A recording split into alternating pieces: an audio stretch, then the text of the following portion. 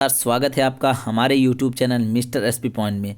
दोस्तों, जैसा कि आप लोग जानते होंगे, हम अपने YouTube चैनल पर बीए सेकंड ईयर वालों के लिए लगातार हर एक विषयों की वीडियो अपलोड कर रहे हैं। और साथियों, आप लोग जानते हैं कि हम अब तक मध्यकालीन Bharat medieval history BA second year वालों को नहीं पढ़ा रहे थे, लेकिन अब आप लोग चिंता बिल्कुल मत करिए। आज से कंटिन्यू हम मेडिवल हिस्ट्री पढ़ाएंगे और आज सबसे पहला वीडियो हम लोग डायरेक्ट सिर्फ बाबर पढ़ेंगे। बाबर को पढ़ेंगे और बाबर को दो पार्ट में पढ़ेंगे साथियों। बाबर का दो वीडियो हम बनाएंगे, एक 10-15 मिनट का होगा और एक 10-15 मिनट का पार्ट 2 होगा। तो आज हम बाबर के बारे में जितना जानेंगे, आप लोग पूरा लास्ट तक वीडियो देखिए और अगले वीडियो को भी देखेंगे तो बाबर हमारा समाप्त हो जाएगा। उसके बाद हम अकबर पढ़ाएंगे और हम ऐसे करके धीरे धीरे पूरा मेडिवल हिस्ट्री आपका समाप्त करेंगे। बस वीडियो के अंत तक बने रहिए। वार्षिक एग्जाम आने वाला है साथियों, ऑफलाइन मोड पर होगा। इसके लिए आपको बहुत अच्छे तरीके से प्रिपेयर होना है और एग्जाम में अच्छे से नंबर लाना है। तो चलिए साथियों, बिना समय बिताए इस वीडियो को शुरू करते हैं और आपसे हम बता देते हैं कि आप लोग हमारा यूट्यूब चैनल सब्सक्राइब कर लीजिए। हर एक विषय की वीडियो हमारे यूट्यूब चैनल पर अपलोड होंगे, आप जाके हमारे प्लेलिस्ट में देख सकते हैं यूट्यूब के। अब देखिए, आज हम पढ़ेंगे बाबर का इतिहास, बाबर के बारे में पूरी विस्तृत तरीके से जानकारी देखेंगे। बाबर कहाँ से आया, बाबर की उत्पत्ति कहाँ से हुई, बहुत सारी चीज़ें देखेंगे।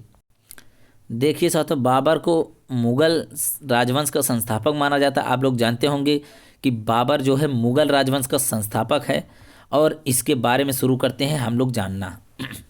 देखिए, जहीरुद्दीन मोहम्मद बाबर। साथियों, यहाँ पे आप लोगों को जो पीडीएफ दिख रहा है, ये पीडीएफ हम अपने टेलीग्राम चैनल पर भेज देंगे। आप लोग हमारे टेलीग्राम से भी जुड़ जाइए, वहाँ पे सारे पीडीएफ आपको मिलेंगे। पूरा हर एक विषय के पीडीएफ वहाँ मिल जाएंगे। देखिए, जहीरुद्दीन मोहम्मद बाबर, जो इसका बाबर का नाम था जहीरुद्दीन मोहम्मद उर्फ बाबर। इसको बाबर कहा जाता था। इसका नाम जहीरुद्दीन मोहम्मद बाबर था और यह मुगल साम्राज्य के संस्थापक और पहला शासक के रूप में माना जाता है। आप लोग जानते होंगे मुगल साम्राज्य जो है, मुगल वंश के संस्थापक बाबर था और बाबर ही पहला शासन किया था। और इसका जन्म मध्य एशिया के वर्तमान जो है उज्बेकिस्तान, आप लोग जानते होंगे उज्बेकिस्तान, वहाँ का ये मूल निवासी हुआ करता था।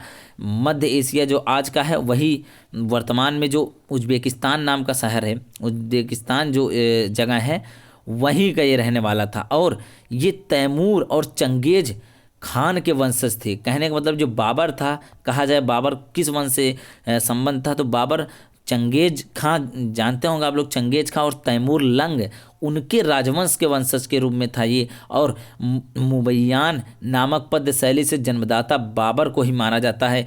और 1504 ईस्वी में इसने काबुल पर और 1507 ईस्वी में कांधार को जीत लिया था और यह पादशाह की उपाधि धारण किया, जिसको आज हम लोग पादशाह को बिगड़ा हुआ रूप हम लोग बादशाह कहते हैं। पादशाह की उपाधि शुद्ध पादशाह है, लेकिन आज हम लोग इसको क्या कहते हैं, यहाँ जो दिख रहा है आपको बादशाह। पादशाह शुद्ध रूप है, पादशाह का बिगड़ा हुआ रूप बादशाह है। और उपाधि धारण की बादशाह कहलाया सबसे पहले यही।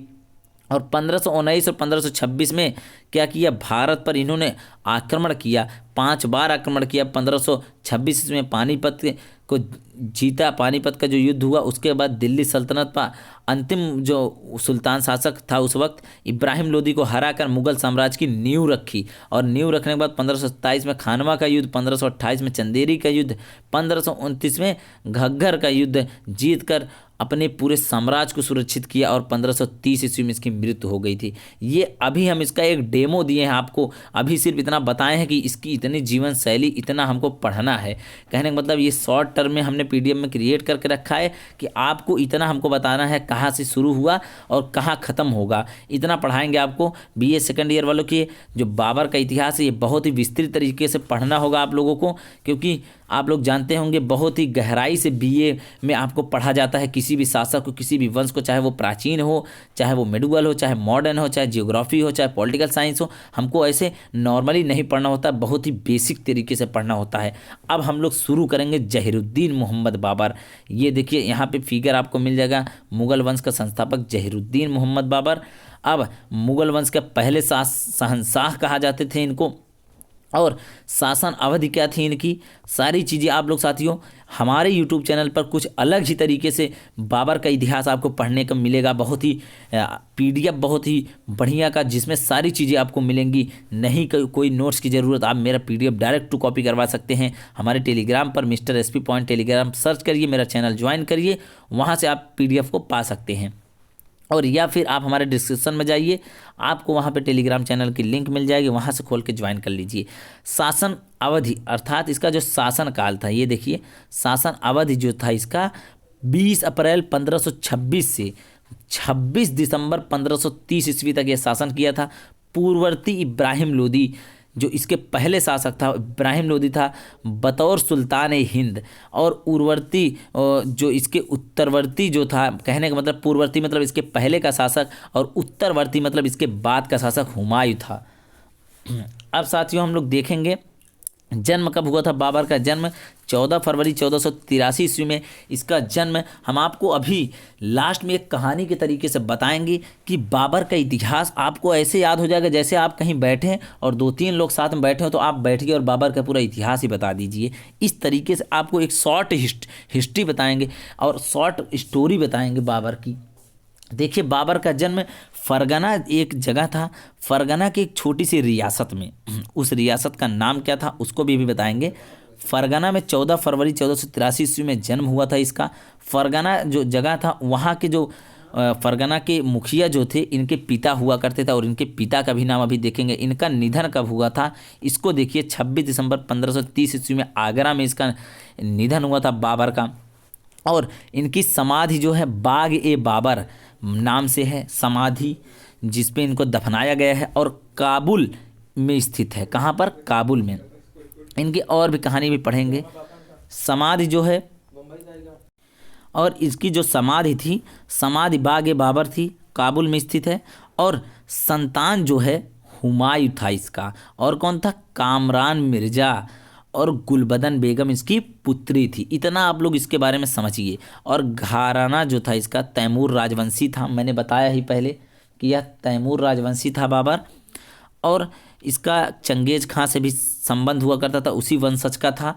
और पिता जो थे इसके उमर शेख मिर्जा कहीं कहीं है, उमर शेख मिर्जा इसके पिता का नाम है, इसको जरूर याद कर लीजिएगा, ऑब्जेक्टिव क्वेश्चन बन जाएगा आपके वार्षिक एग्जाम में। और माता जो थी, माता का नाम था कुतलुग निगार खानम, कुतलुग निगार खानम इनकी माता का नाम था।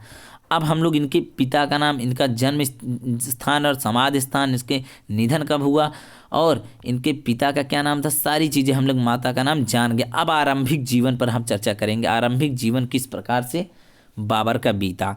देखिए बाबर जो है, बाबर का इतिहास पढ़ने में आपको बहुत ही मज़ा आएगा। वीडियो में साथियों अंत तक बने रहा करिए, जिससे आपको पूरा क्लियर हो सके अच्छे से। बाबर फरगना वादी अंदीजान नामक शहर में हुआ था। कहने कि फरगना वादी जो फरगना की रियासत थी, एक फरगना नामक छोटी सी रियासत थी, जिसके प्रमुख बाबर के पिता उमर शेख मिर्जा हुआ करते थे। और छोटी सी रियासत में इसके पिता उमर शेख मिर्जा उसके मुखिया हुआ करते थे। और देखिए क्या हुआ, बाबर नामक शहर में था। और उज्बेकिस्तान जो था उसमें इसका ये फरगना जगह है उज्बेकिस्तान के अंदर, और वो अपने पिता उमर शेख मिर्जा को फरगना घाटी के शासक थे। कहने का मतलब जो वो उनके पिता थे वे फरगना, जो मैंने बताया ना फरगना घाटी, उसके शासक थे। फरगना की छोटी जो रियासत थी उसके मुखिया हुआ करते थे, शासक हुआ करते थे इनके पिता उमर शेख मिर्जा। और उस जिसको एक ठिकाने, कहने का मतलब ठिकाने कद के तगड़े जिस्म मसाल चेहरे को गोली दाढ़ी वाले व्यक्ति के रूप में वर्णित किया गया है। जो पहले आपने चित्र देखा इनके पिता का ही चित्र था, उसके नीचे जो एक फिगर आपको दिखा होगा वो बाबर का चित्र था। और तथा माता कुतलुग निगार खानम का ज्येष्ठ पुत्र था।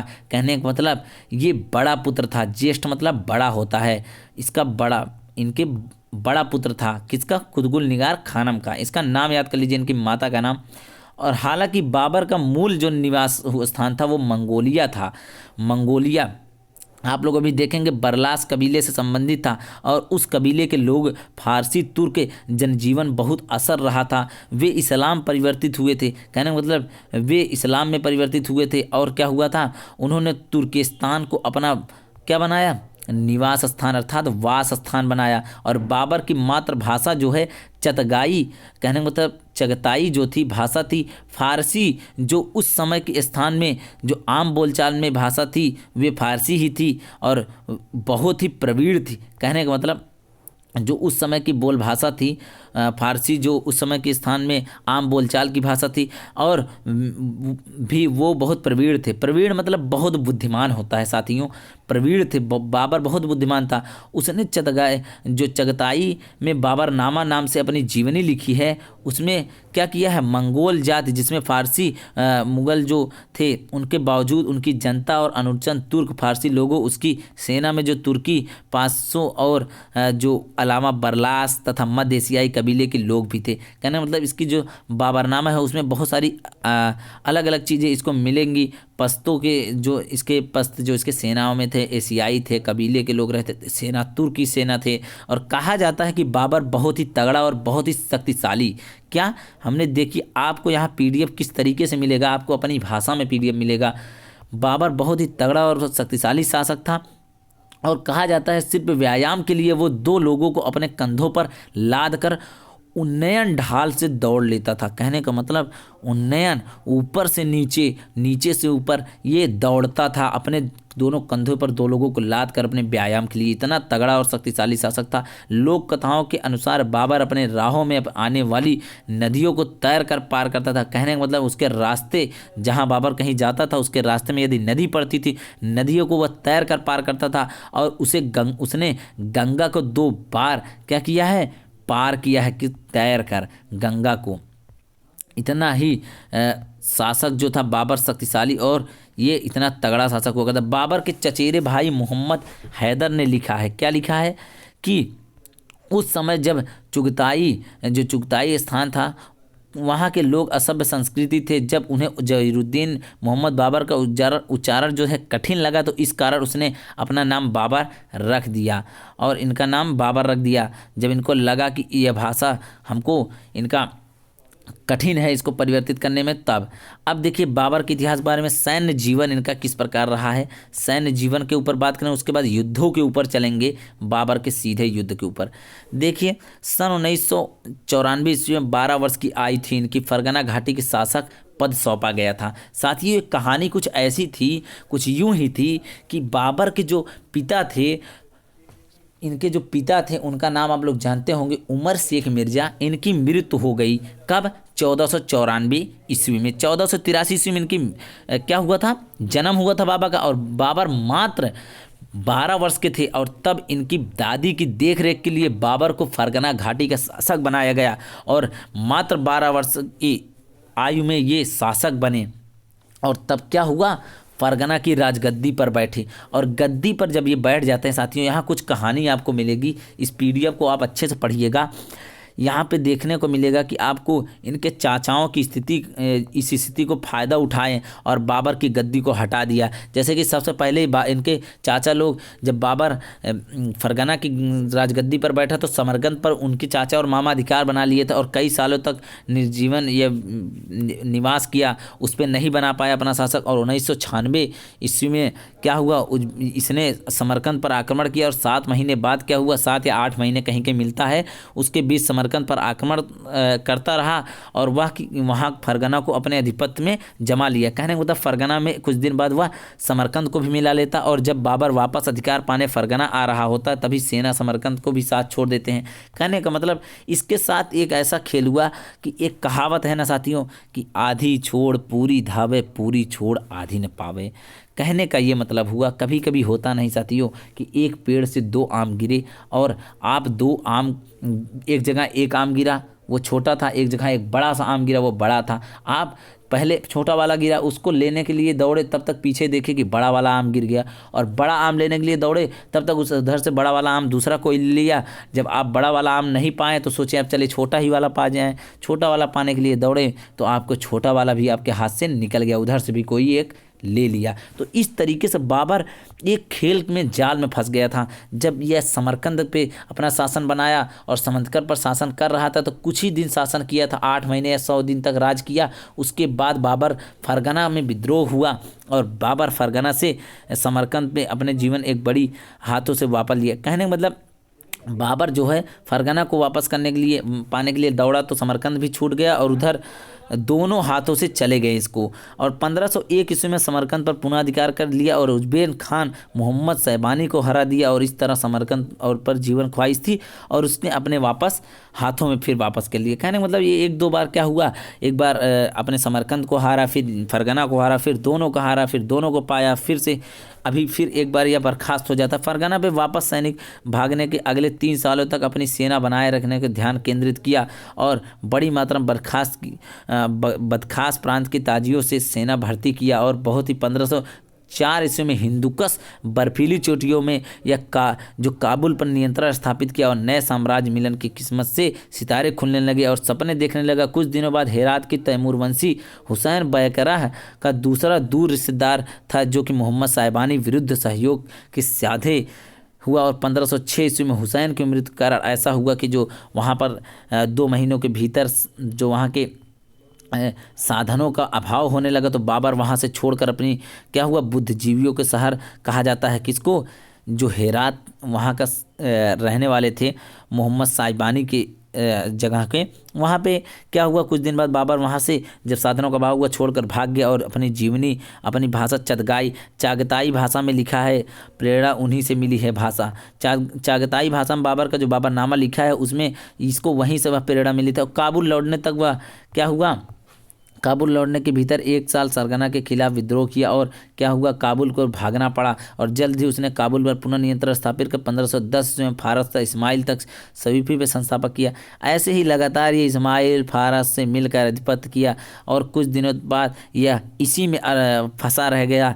बाबर बार कहीं यहाँ पे समरकंद को पा रहा है, कहीं काबुल को पा रहा है, लेकिन इसका निगाह कहीं उत्तर भारत की ओर पड़ रही थी। अभी हम आगे पढ़ेंगे, ये आपको PDF जहाँ मिलेगा साथियों, आप लोग इसको बढ़िया से पढ़ के एक बार इस पर हाईलाइट कर लीजिएगा, इसको 2 कॉपी निकलवा लीजिएगा, हमारे टेलीग्राम से मिल जाएगा। आप हमारे डिस्क्रिप्शन में मुझसे संपर्क भी कर सकते हैं। अब देखिए उत्तर भारत पर चढ़ाई कैसे करता है, यहाँ पे शासन ये कैसे करता है।